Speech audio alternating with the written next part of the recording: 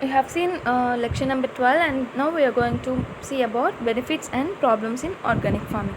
It is very small concept, as you have already learned various concepts of this organic farming. Definitely you will be getting an idea about what were the advantages of this organic farming, right? Even though I will say some points about this, organic farming is a production system which avoids or largely excludes the use of synthetically compounded fertilizers, pesticides, growth regulators, genetically modified organisms, and livestock food additives. Right? To the maximum extent possibly, organic farming system rely upon crop rotations, use of crop residues, animal manures, legumes, green manures, off-farm organic waste, biofertilizers, mechanical cultivation, mineral-bearing rocks, and aspects of biological control to maintain soil productivity and tilth, to supply plant nutrients, and to control insect, weeds, and other pests. We have covered all the practices that we normally followed in conventional farming here, but organic farming has its own existence in this. Organic methods can increase farm productivity, repair decades of environmental damage, and knit small farm families into more sustainable distribution networks, which leading to improved food security if they organize themselves in production, certification, and marketing. During last few years, an increasing number of farmers have shown lack of interest in farming, and the people who used to cultivate are migrating to other areas. Not only that, organic farming is one way to promote either self-sufficiency or food security. Use of massive inputs of chemical fertilizers and toxic pesticides poisons the land and water heavily. The after effects of this are severe environmental consequences, including loss of topsoil, decreases in soil fertility, surface and groundwater contamination, and loss of genetic diversity. Right? Organic farming, which is a holistic production management system that promotes and enhances agroecosystem health, including biodiversity, biological cycles, and soil biological activity, is hence important. Many studies have shown that organic farming methods can produce even higher yields than conventional methods. You can experience by yourself if you start the organic. We have seen various it means how organic farming is going to be useful in our fields. Okay, organic farming is also defined as a production system which works with localized conditions to create products that integrate biological, cultural, and mechanical practices which promote biodiversity. There are several required components which must be included with the farming process for the crops generated to be labeled as organic. Biological controls must be used, including crop rotation and disease management instead of chemical control. Before I already explained that. Okay, the agriculture system must have an emphasis on biodiversity placed on the surrounding environment. It must also reduce the off-farm inputs and external inputs that may be affect the growing process.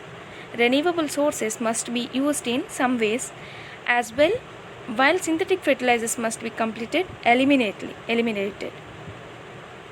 Okay, when done properly, organic farming is also able to maintain the balance of an ecosystem. It uses nature as the model to produce needed items, so that there will be no that much harmful effects on the organic farming. There are certain advantages and disadvantages of organic farming which must be considered. Okay, let's see some advantages of that. List of advantages of organic farming. Here I have mentioned some advantages. You can see here, organic foods are free of harmful pesticides, antibiotics, and additives. They have less of any environmental impacts than conventional farming. Farmers can reduce their production cost since they don't have to spend a lot of money on chemicals and fertilizers. They improve plant growth and physical activities of plants. In the long term, organic farms have save energy and protect the environment. More animals and plants can live in the same place in a natural way, which increases biodiversity. Organic farming practices helps to reduce water pollution. Food tastes better and is poison free. The nutritional value is higher in organic food. Okay, these are basic advantages. Let's see some other than these advantages. Take a note on this. First advantage is about it creates higher natural levels of resistance to pest and disease. Organic farming eliminates the system of synthetic products to minimize the yields that can be produced.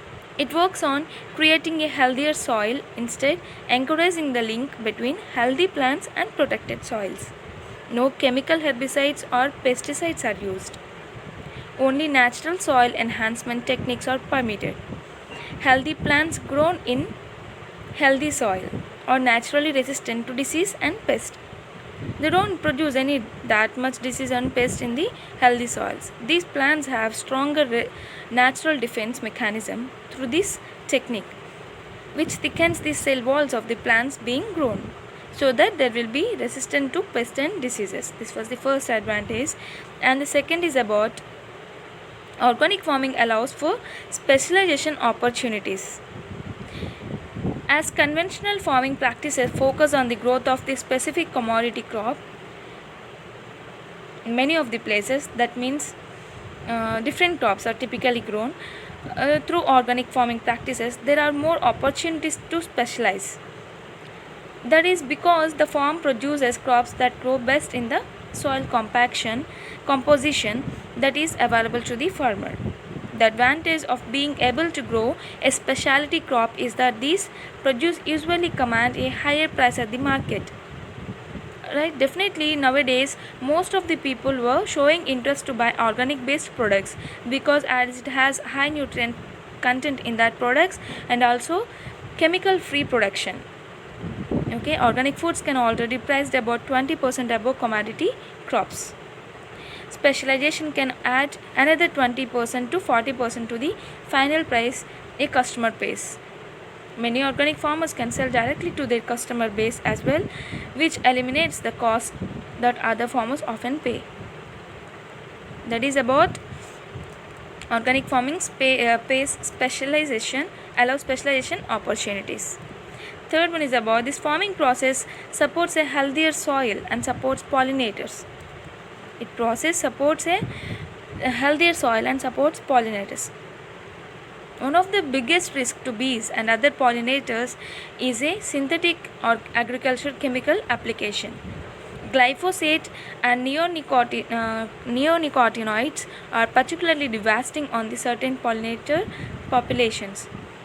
So that at the same time, soils from organic farms are known to produce items that have higher antioxidant content, vitamin E and omega-3 fatty acids, when consistent practices are used. These are higher micronutrient and mineral levels in produced food products through organic farming, because organic materials reach into deeper soil layers. This is about the farming process supports a healthier soil and supports pollinators. Next one is about there are no worries about genetically modified foods with organic farms. Organic farming does not use GMO crops, genetically modified crops at all. Farmers are permitted to cross-breed plants to encourage better natural production levels. They are not permitted to use industry-altered products when growing or producing items for the market. This requirement may limit the yields that a farm is able to produce when compared to GMO farming, but it also eliminates the threats of customers leaving because they don't want to consume GMO products. Like that, we can increase the production process. Right? Next advantage of organic farming is the working environment for organic farmers is healthier. Farmers who are involved in organic farming process are not exposed to potentially dangerous synthetic ingredients as they manage their fields on daily basis. Right? People who are consistently exposed to chemical pesticides have a higher risk of developing a future neurological disease. Higher levels of a lifetime exposure will increase this risk. Many farmers who use synthetic products will suffer from a myriad of bothersome symptoms over time. Headaches become quite common, including migraine headaches. Fatigue is another common complaint. Increased exposure may also lead to memory loss in some individuals. There are many disadvantages if you are going to use synthetic chemicals in our farm, but there were many advantages if we work with organic farming. Next advantage is about organic farmers can often create their own fertilizers at their farming location, right? As because all the products that can be available in their own farm itself. Soil fertility is improved with organic farming methods because natural fertilizers must be used to prepare fields. Several methods are possible, including crop rotation that uses certain fields for pasture lands for up to 6 years between growing crops. Green manure, worm farming, composting, and other cover crops are all effective methods of creating needed fertilizers as well. Next advantage is about it can be implemented in almost any geographical location or growing season. The process of organic farming stores carbon within our soil. It reduces energy requirements. It limits the need for products based on fossil fuels. No matter how long a growing season may be, organic farming efforts can be implemented to maximize the natural production levels that are available.